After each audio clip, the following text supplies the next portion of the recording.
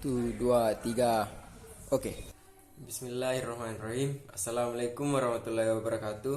Perkenalkan, saya Andi Gilang Pratama dengan NIM 452210001 kelas 1AD4 Administrasi Bisnis. Di sini saya akan menjelaskan tentang pendapatan nasional dan pengeluaran negara.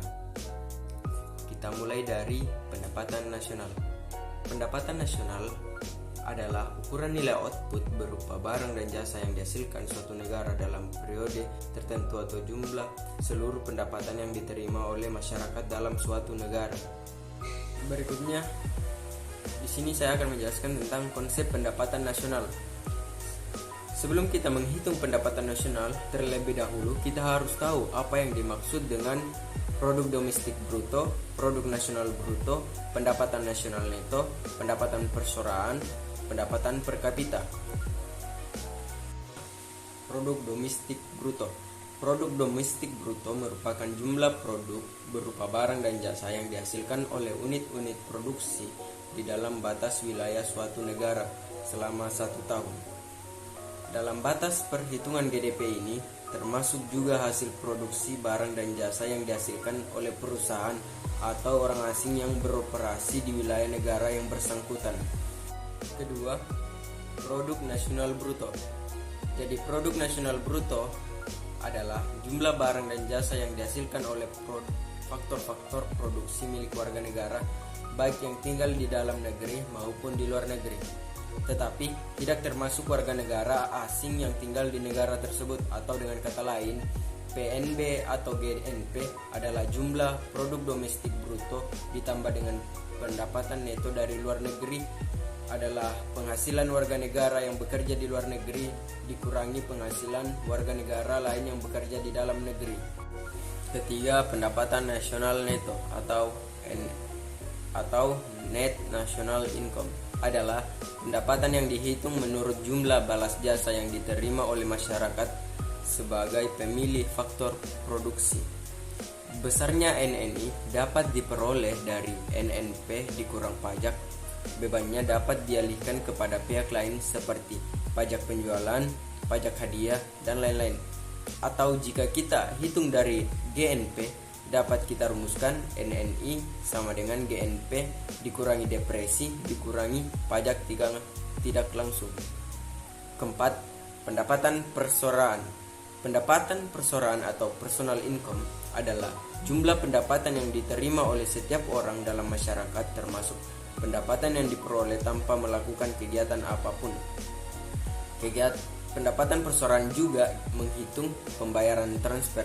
Transfer payment adalah penerimaan-penerimaan yang bukan merupakan balas jasa produksi tahun ini, melainkan diambil pensiunan, tunjangan sosial bagi para pengangguran, bekas pejuang, bunga utang pemerintah, dan sebagainya. Kelima, pendapatan per kapita. Perhitungan pendapatan per kapita adalah pendapatan nasional dibagi dengan jumlah penduduk yang tinggal dalam suatu negara tersebut. Selanjutnya, faktor-faktor yang mempengaruhi pendapatan nasional. Pertama, permintaan dan penawaran. Permintaan agregat adalah suatu daftar dari keseluruhan barang dan jasa yang akan dibeli oleh sektor-sektor ekonomi pada berbagai tingkat harga. Sedangkan penawaran agregat menunjukkan hubungan antara keseluruhan penawaran barang-barang dan jasa yang ditawarkan oleh perusahaan-perusahaan dengan tingkat harga tertentu. Kedua, konsumsi dan tabungan. Konsumsi adalah pengeluaran total untuk memperoleh barang-barang dan jasa dalam perekonomian dalam jangka waktu tertentu, biasanya 1 tahun. Sedangkan tabungan atau saving adalah bagian dari pendapatan yang tidak dikeluarkan untuk konsumsi. Antara konsumsi, pendapatan, dan tabungan sangat erat hubungannya. Hal ini yang membahas tingkah laku masyarakat dalam konsumsi jika dihubungkan dengan pendapatan. Ketiga, investasi atau secara spesifik investasi domestik swasta bruto adalah belanja pada barang kapital baru dan tambahan untuk persediaan, contohnya bangunan dan mesin baru yang dibeli oleh perusahaan untuk menghasilkan barang dan jasa. Pengeluaran untuk investasi merupakan salah satu komponen penting untuk pengeluaran. Berikutnya, sumber-sumber pendapatan negara. Sumber-sumber pendapatan negara memiliki 2 poin, yaitu penerimaan dalam negeri dan hibah. Di dalam penerimaan dalam negeri memiliki poin seperti penerimaan perpajakan. Pertama, pajak dalam negeri, contohnya PPH, PPN, PBB, cukai, dan lainnya. Kedua, pajak perdagangan internasional, contohnya bea masuk, pajak impor. Poin selanjutnya, penerimaan bukan pajak. Yang pertama, penerimaan sumber daya alam, bagian laba BUMN. Ketiga, penerimaan negara bukan pajak lainnya. Poin kedua yaitu hibah, sumber-sumber pendapatan daerah. Yang pertama, pendapatan asli daerah, contohnya pajak daerah, retribusi daerah, bagian laba badan usaha milik daerah, penerimaan dari dinas-dinas daerah, dan penerimaan lain-lain. Ketiga, dana peringanan, yaitu contohnya bagi hasil pajak dan buka pajak. Kedua, dana alokasi umum. Ketiga, pemerintah pusat, contohnya dana alokasi khusus, dana pertimbangan, pinjaman pemerintah daerah, pinjaman untuk badan milik usaha daerah, dan lain-lain pendapatan yang sah. Berikutnya masuk ke pokok pembahasan utama, yaitu pengeluaran negara. Pengertian pengeluaran negara. Pengeluaran negara adalah uang yang keluar dari kas negara. Kas negara adalah tempat penyimpanan uang negara yang ditentukan oleh Menteri Negara untuk menampung seluruh barang penerimaan negara dan membayar seluruh pengeluaran negara. Pengeluaran negara juga salah satu instrumen dari kebijakan fiskal, dan kebijakan fiskal merupakan salah satu instrumen dari kebijakan makroekonomi. Kebijakan makroekonomi pula adalah kebijakan dengan tujuan untuk mencapai output yang tinggi dengan jumlah laju pertumbuhan yang cepat. Selain itu, untuk mencapai output yang tinggi, kecepatan kerja yang tinggi, stabilitas harga, serta keseimbangan dalam neraca pembayaran. Pengaruh pengeluaran negara terhadap perekonomian. Pertama, produksi.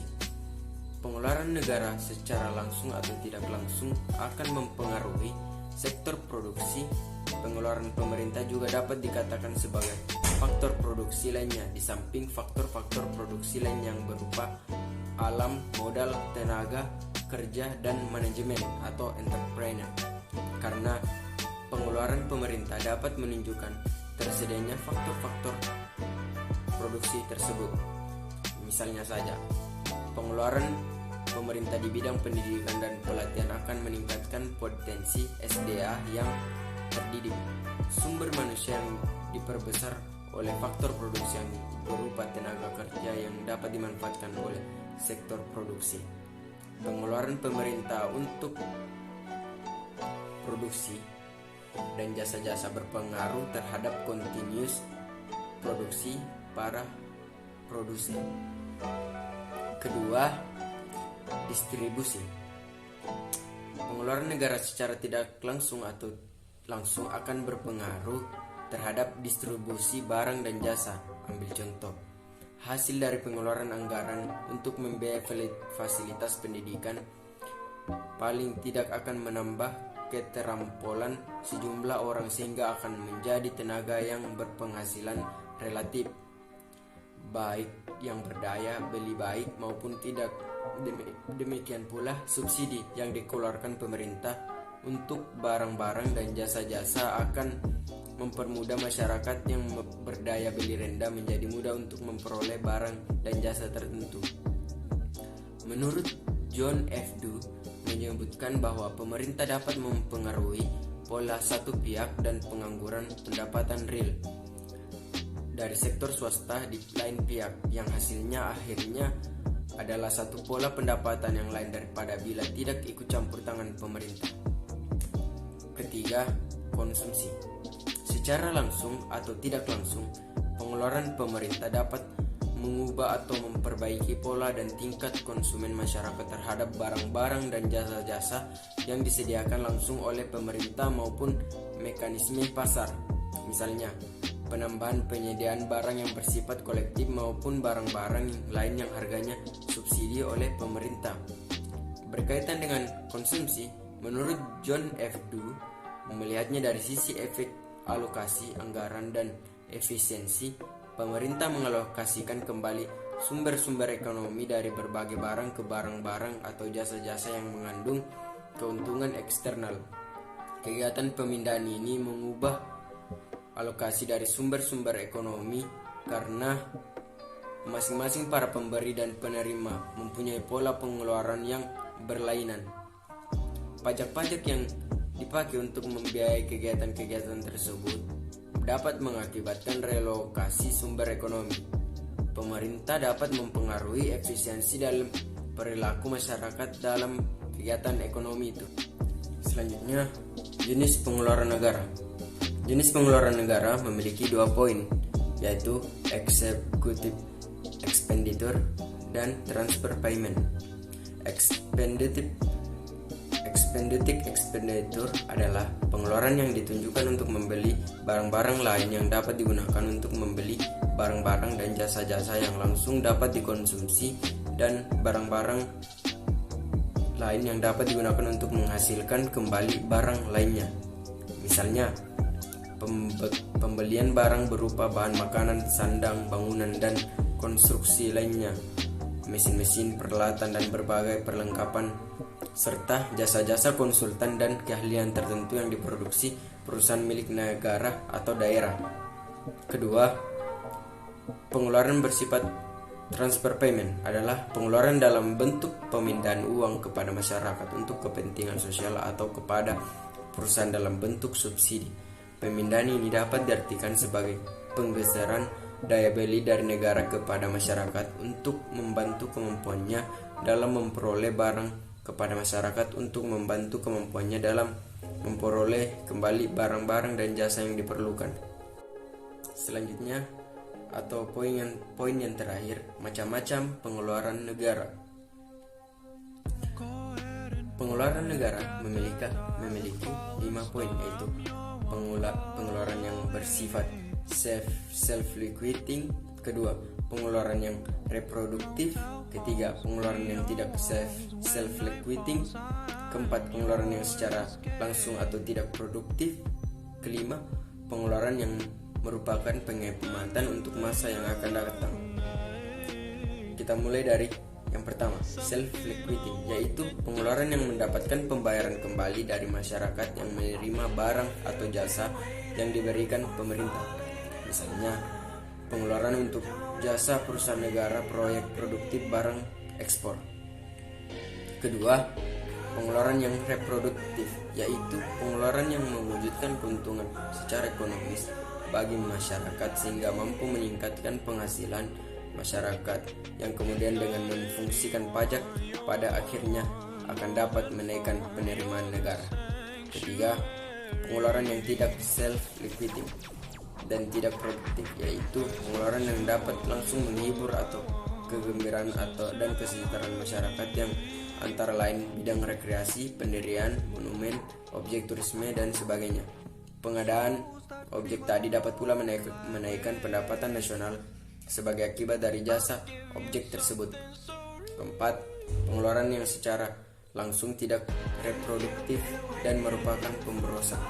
Misalnya, biaya untuk pembiayaan pertahanan perang, meskipun pada saat pengeluaran penghasilan perorangan yang menerimanya akan naik.